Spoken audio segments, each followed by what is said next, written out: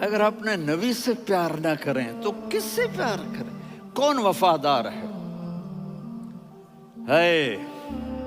قیامت کا منظر ہوگا، میں اپنی بیگم سے کہوں گا میں تمہیں نہیں پہچانتا، میرے رب کی قسم، یوم یفر المرء من اخیہ وامہ وابیہ وصاحبتہ وبنیہ یود المجرم لو یفتدی یومئذ من یومئذ بنیہ وصاحبتہ واخیہ وفصیلتہ التی تؤویہ ومن فی الارض جمیعا کلا۔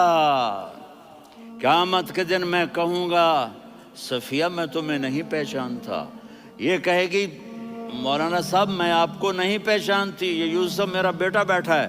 میں کہوں گا کون ہو، کہاں سے آئے ہو؟ یہ کہے گا ابا آپ کون ہو، کہاں سے آئے ہو؟ بھائی بھائی کو نہیں پہچانے گا۔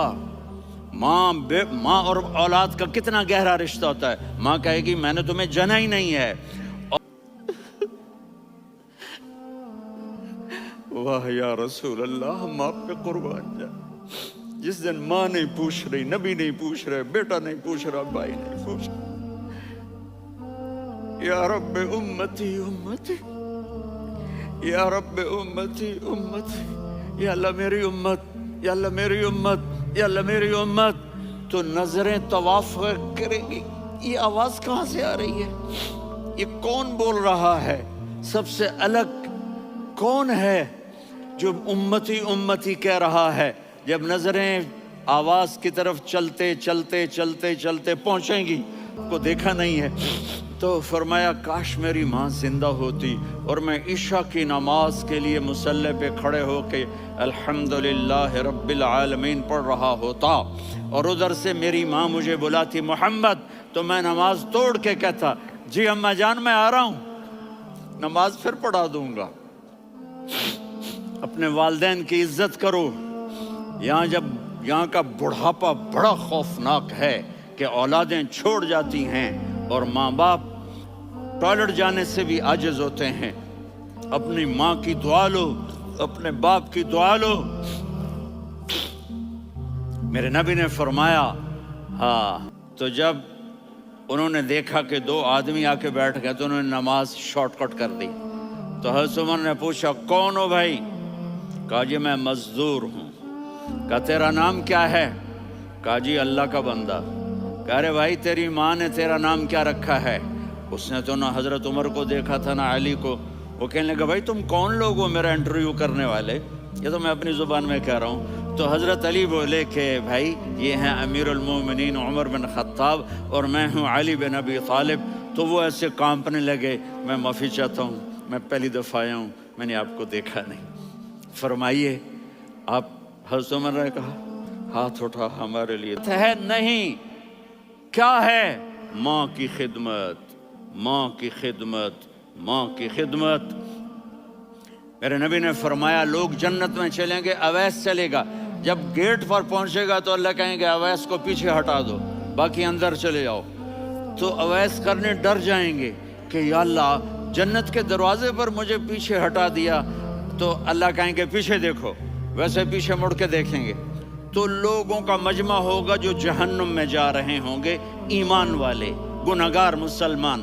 تو میرا اللہ کہے گا اویس اپنی انگلی کو پھیرتا جا، جس پر تیری انگلی پڑے گی تیری تو فیل سب کو جنت میں ڈال دوں گا۔ یہ ماں ہے۔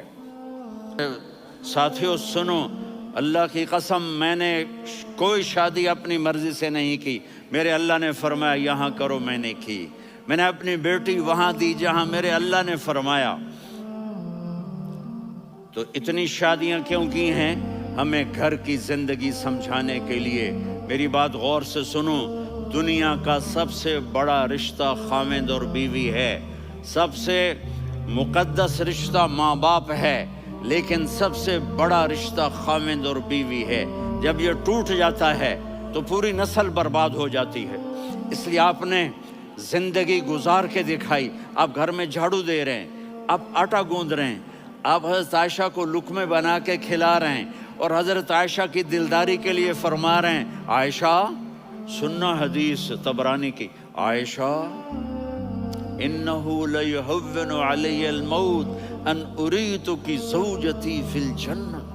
عائشہ مجھے جب سے پتا چلا ہے نا کہ تو جنت میں میری بیوی ہے تو مجھے تو مرنے کا شوق لگ گیا ہے۔ اللہ کی قسم ہمیں سکھانے کے لیے تھا۔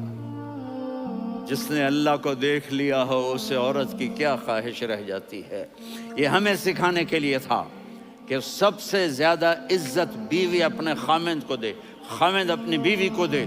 ہن لباس لکم وانتم لباس لہن، تمہاری بیوی تمہارا لباس ہے، اور اللہ بیوی سے کہتا تیرا خامند تیرا لباس ہے۔ آپ نے 11 گھروں کو کس طرح آباد کیا، کس محبت سے کیا کہ 2 مہینے چولہا نہیں جلتا اور کسی کی زبان پر شکایت نہیں۔ یہ حسن سلوک، یہ محبت۔ حضرت عائشہ کی عمر تھوڑی تھی، جہاد کے سفر سے واپسی ہو رہی، تو آپ نے صحابہ سے کہا بھی چلے جاؤ سارے آگے چلے گئے، تو صرف آپ دونوں رہ گئے۔ تو آپ نے کہا عائشہ دوڑ لگائیں۔ سبحان اللہ، حضرت اما عائشہ نے نہیں کہا، میرے نے عائشہ دوڑ لگائیں، کجے لگائیں، تو کہنے لگے ہمیں بیتل کا عائشہ تو میں اب برابر ہو گئے، ایک دوڑ تم نے جیتی ایک دوڑ میں نے جیتی۔ یہ ہمیں گھر کی زندگی سکھانے کے لیے تھا کہ گھر میں بیوی کے ساتھ کیسا ہونا چاہیے۔ اور عورتوں کے لیے کہا اگر میری شریعت میں سجدہ ہوتا تو میں بیوی سے کہتا اپنے خامند کو سجدہ کرے، تاکہ ایک نسل تیار ہو، بیلنس زندگی گزارو۔ میں نے کل بھی کہا تھا، آج بھی کہہ رہا ہوں، امبیلنس لائف ہماری اولاد کو تباہ کر رہی ہے۔ میرے پاس پرسوں 30-40 لوگ آ گئے، وہ یہاں جو پھر دونوں بھائیوں کو اتار دیتے اور ان کی بہن زینب کو بٹھاتے اور پھر کمرے میں چکر لگاتے، پھر فرماتے تمہارا اونٹ کیسا ہے۔ ایک دفعہ آپ سجدے میں گئے، فرض نماز، فرض، اور سجدہ لمبا، اتنا لمبا ہوا کہ صحابہ سمجھے اللہ کے نبی فوت ہو گئے۔ عبداللہ بن مسعود فرماتے ہیں میں پہلی صف میں تھا تو میں نے یوں کر کے دیکھا، بھئی چکر کی ہے، تو دیکھا دونوں بھائی حسن حسین میرے نبی کی کمر پہ چڑھے ہوئے تھے اور میرے نبی نے سجدے سے سر نہیں اٹھایا۔ یہ کام کرو تو بچے تم سے پیار کریں گے۔ تم کہتے ہو بچے ہم سے ڈرتے نہیں، میں نے کل بھی کہا تھا ڈائن نہ بنو، ماں بنو، تھانے دار نہ بنو، باپ بنو۔ تو انہوں نے ایسے ہاتھ آگے کیا کہ میں بچوں کو نیچے اتاروں، تو مجھے دیکھنا، آپ نے یہاں سے ایسے سجدہ ہوتا ہے نا، تو آپ نے ادھر یا ادھر سے دیکھا کہ ایک ہاتھ آگے آ رہا ہے میرے بچوں کو اتارنے کے لیے، تو آپ نے سجدے میں یوں کیا، یہ دیکھ رہے ہو، وہ پیچھے ہٹ گئے۔ جب تک وہ خود نہیں اترے میرے نبی نے سجدے سے سر نہیں اٹھایا۔ اور جب نماز سے فارغ ہوئے تو ایک دم دونوں کو اپنی گود میں لیا، کہ ابی ہما و امی لا تؤذوہما، میری جان قربان ہو ان دونوں پر، یہ میرے جگر کے ٹکڑے ہیں، انہیں دکھ نہ پہنچانا۔ کیا آپ دیکھ رہے تھے ایک زہر میں تڑپ تڑپ کے مارا جائے گا اور ایک کا سر کاٹ کے نیزے پہ چڑھایا جائے گا۔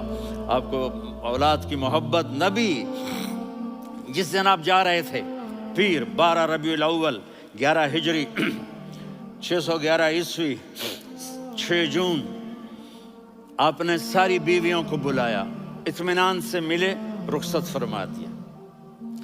پھر داماد علی کو بلایا، ان کا سر اپنی گود میں رکھے، ان کے کمر پہ ہاتھ پھیر نہ۔ فاطمہ کو بلایا، ان کے کان میں کہا بیٹی میں جا رہا ہوں۔ وہ رونے لگیں، کہا رو نہیں، تو بھی جلدی میرے پاس آ جائے گی۔ 6 مہینے بعد صرف 24 سال کی عمر میں حضرت فاطمہ کا انتقال ہوا۔ پھر آپ نے علی کو بلایا، دعا دی، کہا پھر حسن حسین کو بلاؤ۔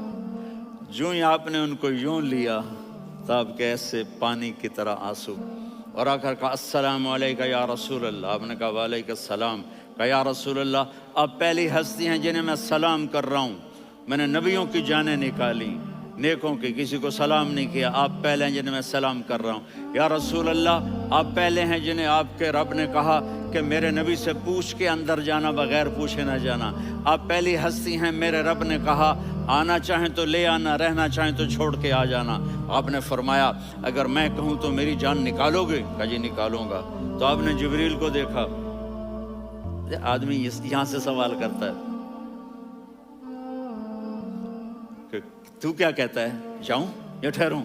تو جبریل کہنے لگے یا رسول اللہ، اللہ آپ کی مولا کہو، اور نبی والے اخلاق سیکھو، آپ کے گھر آباد ہو جائیں گے۔ برداشت کرنا سیکھو، معاف کرنا سیکھو۔ اب آپ کینیڈین ہو یا جہاں سے بھی ہو، اس پاسپورٹ کی عزت کرو، یہاں کے قانون کا احترام کرو، یہاں وائلیشن نہ کرو، جھوٹ نہ بولو، کسی کو دھوکہ نہ دو۔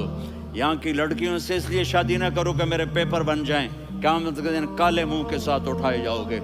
اور جو حکومت تمہارے لیے قانون بناتی ہے اس کو فالو کرو، ٹیکس کی چوری مت کرو۔ یہ گورنمنٹ تم پر لگاتی ہے، ہماری حکومتیں تو لگاتی نہیں ہیں، لیکن یہ حکومت تو تم پہ لگاتی ہے، تو اللہ کے واسطے چور نہ بنو۔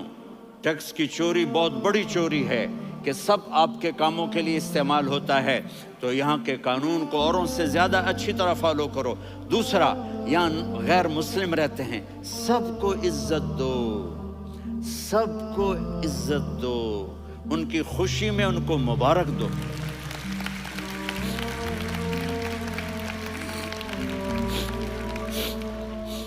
وہ ان پہ غم آئے تو جا کے ان کے دکھ درد کو بانٹو۔ وہ بیمار ہو جائیں تو ہاسپٹل پوچھنے جاؤ، وہ مر جائیں تو گھر والوں سے جا کر افسوس ہے۔ تو اب پاکستان میں جائیدادیں نہ بناؤ، یہاں اپنا سب کچھ خرچ کرو، وہاں کاروبار نہ کرو، یہاں کاروبار کرو، ادھر زکوٰۃ نہ دو، ادھر زکوٰۃ دو، یہاں بھی بہت زکوٰۃ کے مستحق لوگ آپ کو ملیں گے، یہاں خرچ کرو۔